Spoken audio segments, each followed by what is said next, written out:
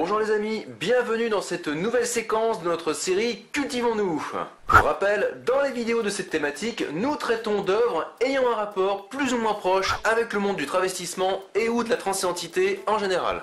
Aujourd'hui, je vais vous parler d'un autre film qu'il est urgent de découvrir ou de redécouvrir, le bien nommé Priscilla, folle du désert. Alors comme d'habitude, autant prévenir tout de suite certaines catégories de gens qui viennent de tomber sur cette vidéo. Les personnes qui ne sont pas très amies avec les personnes comme moi, et ou qui ont du mal avec les films qui ont plus de 20 ans, et ou qui ont encore plus de mal avec tout ce qui sort un peu d'ordinaire en termes de films ou de concepts. Un conseil, un seul, restez pas là, ça va pas vous plaire. De plus, j'utiliserai un peu par moment des expressions dites inclusives. Vous savez, quand au lieu de dire il, on dit elle ou il, elle, vous verrez bien. Car enfin, au spoiler, j'en délivre quelques-uns par-ci par-là. Allez, c'est parti, let's go! Priscilla, folle du désert, c'est quoi? Film australien sorti en 94, sorti en 95 en France. Film devenu culte avec le temps. Le réalisateur de Priscilla est Stephen Elliott. Priscilla, folle du désert est son second long métrage, il en a réalisé une petite dizaine. Ce film-ci reste à ce jour le plus connu. Oh, tu m'étonnes, John.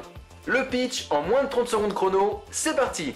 3 drag queens, aux âges et parcours très différents, vont traverser une bonne partie de l'Australie. Oui, ça se passe en Australie. Ils décident donc d'acquérir un bus pour traverser le pays de part en part. Oui, l'Australie c'est grand. Le bus en question est baptisé Priscilla et donne ainsi son titre au film. Les 3 protagonistes vont alors se rendre compte que plus ils, elles, avancent dans leur périple, que les personnes qu'ils, elles, rencontrent sont de moins en moins, comment dire, il manque 6 secondes. Ce sera l'occasion pour eux, elles, de faire un voyage qu'ils, elles, n'oublieront pas de sitôt.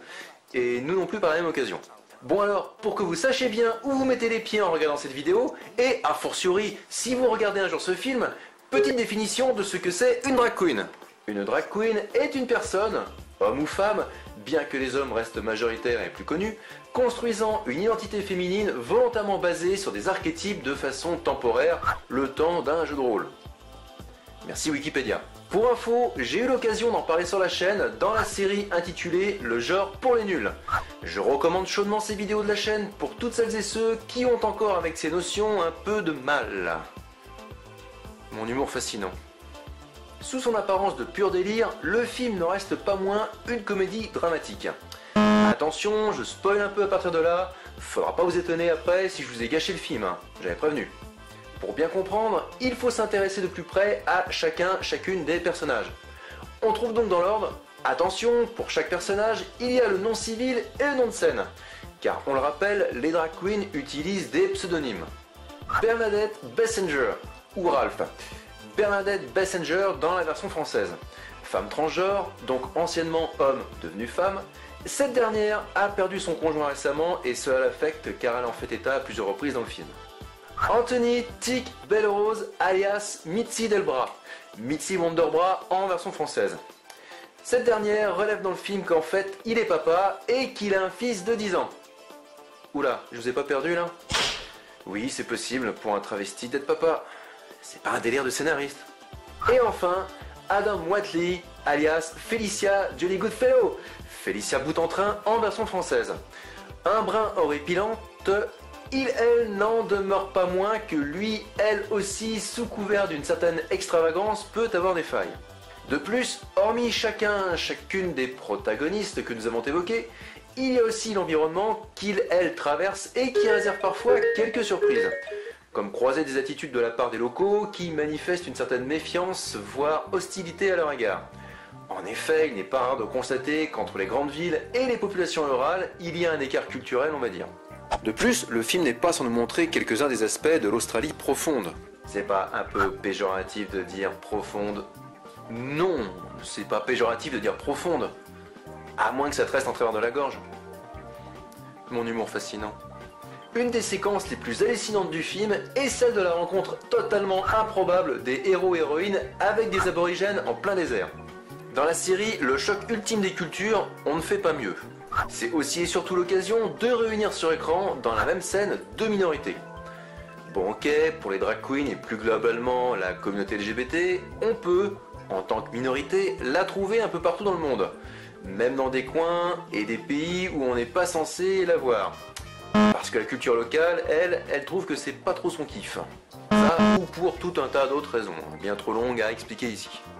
Les aborigènes en revanche, pour faire un rapide cours d'histoire, sachez qu'ils constituent la population d'origine de cet état-continent.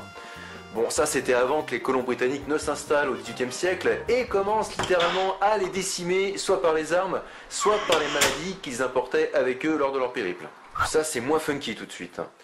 Priez pour pas que je me mette un jour à faire des vidéos traitant d'histoire avec un grand H. H comme hypocrite. Bref, revenons au film. Pour couronner le tout, il y a cette super bande originale qui fait le lien entre tous ces ingrédients. Elle comprend notamment pas mal de standards des années 70 à 80. On a pêle-mêle du ABBA. Je pense à une de ces scènes finales au milieu d'un bar plein à craquer d'une population de ruraux dite hostile. On a aussi droit à du Gloria Gaynor, du C.C. Peniston, du Village People avec Go West. Probablement le titre qui fait le plus tout de suite penser au film une fois que vous l'avez vu. Perso, j'ai toujours préféré ce titre à YMCA, qui est pourtant très bon, hein, mais trop entendu. Ce film deviendra un classique, notamment pour la communauté LGBT avec le temps. Drag Queen en tête, of course. Enfin, dernière petite anecdote pour nos amis cinéphiles. L'acteur qui joue Anthony Tic Bellrose, alias Mitzi Delbras, Mitzi Wonderbras en version française, n'est autre que l'acteur Hugo Weaving. Oui, oui, l'agent Smith dans les Matrix, c'est bien lui. Sacré écart entre les rôles. Au passage, c'est le fait de faire plein de films très différents qui permet de distinguer les grands acteurs et les grandes actrices. Bon voilà, c'est tout ce que j'avais à vous dire sur le sujet. Pour celles et ceux qui souhaitent voir d'autres séquences de ce genre, où je vous présente des œuvres du même type, mon humour fascinant, je vous invite à aller faire un petit tour après la fin de cette vidéo à notre playlist Cultivons-nous. N'hésitez pas au passage à nous mettre des petits pouces bleus pour dire si vous avez aimé. Ça ne prend pas de temps et nous, ça nous rassure en nous disant qu'on ne fait pas tout ça pour rien. Comment ça, nous?